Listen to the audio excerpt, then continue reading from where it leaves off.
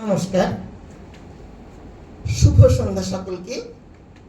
মাননীয় দর্শকবৃন্দ, আপনাদেরকে শুভ সন্ধ্যা জানাই। আজ একটা অত্যন্ত আনন্দের দিন। আমাদের যেটা মাতৃভূমি, আমাদের প্রাণের চেয়ে প্রিয় পশ্চিমবঙ্গ, নিজের গর্ভধারিণী মায়ের পরে যার স্থান, জন্মভূমি, মাতৃভূমি, আজ তার জন্মদিন।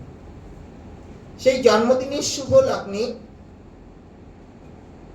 আর একজন মহাপুরুষ, যিনি তার লৌহ কঠিন দৃঢ়তা নিয়ে দাঁড়িয়েছিলেন বলেই এই পশ্চিমবঙ্গের অস্তিত্ব আছে, সেই শ্যামাপ্রসাদ মুখোপাধ্যায়ের চরণে আমার শতকোটি প্রণাম। আজকের দিবসে যে তাৎপর্য, সেটা মাননীয় বক্তা সুকুমার নাথ মহাশয় বলবেন। আমি আপনাদের একটা ছোট্ট কল্পরাজ্যে নিয়ে যাব।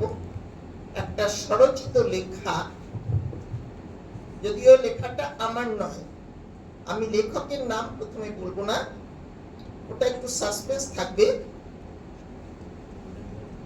বলবো লেখকের নামও আমাদের কথাতে বলবো একটু পর।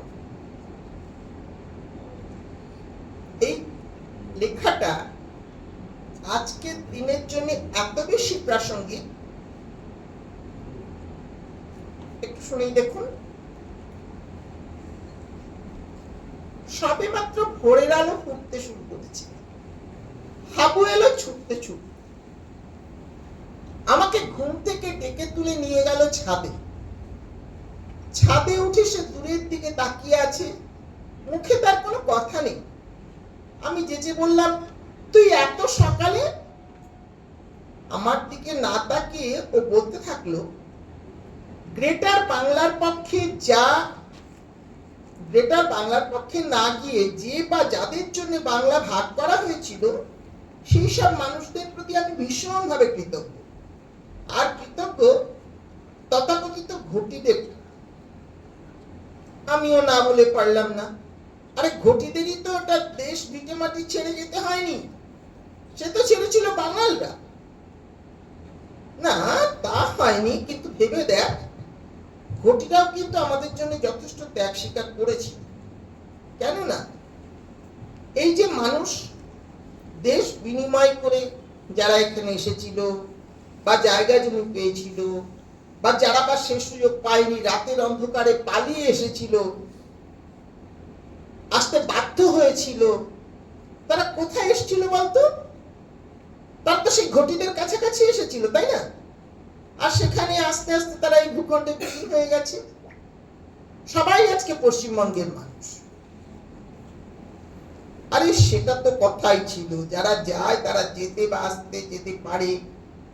হ্যাঁ হ্যাঁ হ্যাঁ, খুবই সুন্দর কথা, ঠিকই কথা। কিন্তু হাবু চুপ করে খানিকক্ষণ পাশের একটা আম গাছের পাতায় হাত বোলাতে বোলাতে বলতে থাকলো, সেটা কতদিন বলতো?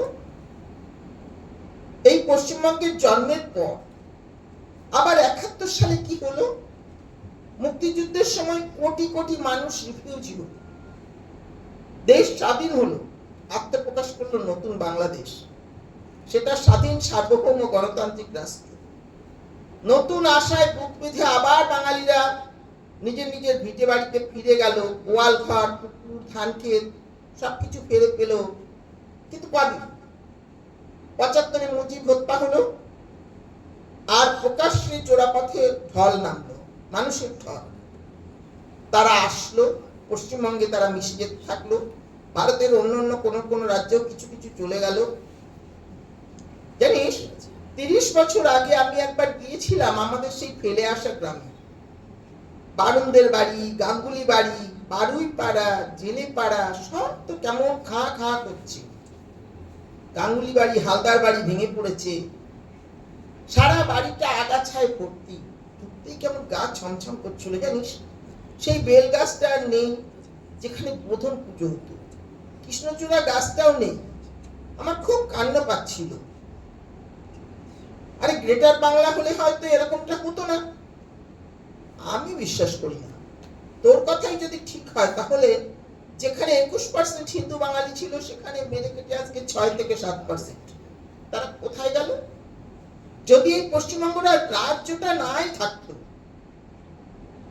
আমি বললাম হাবু তুই কেন এসেছিলি বলতো? আরে আমি আসলে তখন খুব ছোট ছিলাম, আমি ঠিক ব্যাপারটা বুঝতাম না। এখন যত বড় হচ্ছি না তত একটা ব্যাপার বুঝতে পারছি। হাবু চুপ করে গেল। আমিও তো তাই ভাবলাম, সত্যি এটা তো খুব সত্যি কথা। আমরা যারা অনেকটা পথ জীবনে পেরিয়ে এসেছি তারা তো আমাদের পরবর্তী প্রজন্মকে বলছি না আমাদের অতীতের কথা। কেন বলছি না? কোন লজ্জায় বলছি না? আজকে পশ্চিমবঙ্গ দিবসে দাঁড়িয়ে, লেখকের কথাটা শেষ হয়ে গেছে, এগুলো আমার কথা। আজকে পশ্চিমবঙ্গ দিবসে দাঁড়িয়ে আমাদের এটা ভাবতে হবে, আমরা যদি আমাদের পরবর্তী প্রজন্মকে সেই অতীতের কথা না জানাই, তাহলে সে কথা জানাতে লজ্জা পাই, সেটা আমাদের ভুল। আমাদের খুব সুন্দর করে বোঝাতে হবে আমাদের কি ছিল আর আমরা আজকে কোথায় এসে দাঁড়িয়েছি।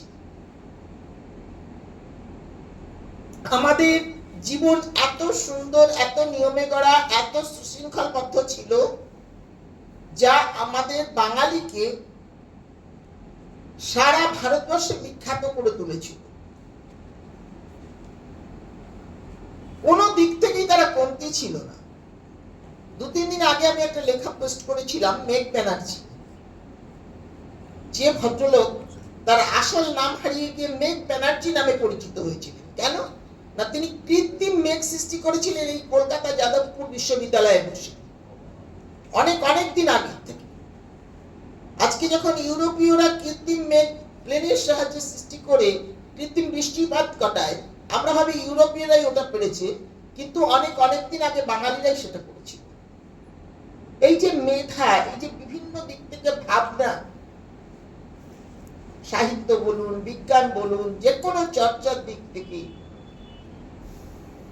তাদের যে ভাবনা, তাদের যে চিন্তাধারা, যে সমৃদ্ধ দিন আমাদের ছিল, কেন আমরা সেটা ফেলে এসেছি, কাদের বলে ফেলে এসেছি, কাদের লোভের কাছে আমরা শিকার হয়ে গেছি, এগুলো ভাবতে হবে। বর্তমান পরিস্থিতি পশ্চিমবঙ্গের রাজনৈতিক দিক থেকে আমরা হয়তো আশার আলো মনে করছি, কিন্তু এ দায়িত্ব শুধু সরকারের না, এ দায়িত্ব আমাদের প্রত্যেকটা জনগণের। আমাদেরকে সচেতন হতে হবে, আমাদেরকে জেগে উঠতে হবে, তবেই বাঁচবে আমাদের সংস্কৃতি, তবেই বাঁচবে আমরা, তবেই বাঁচবে আমাদের পরবর্তী প্রজন্ম। আবার তারা জগৎ সভায় সৃষ্টি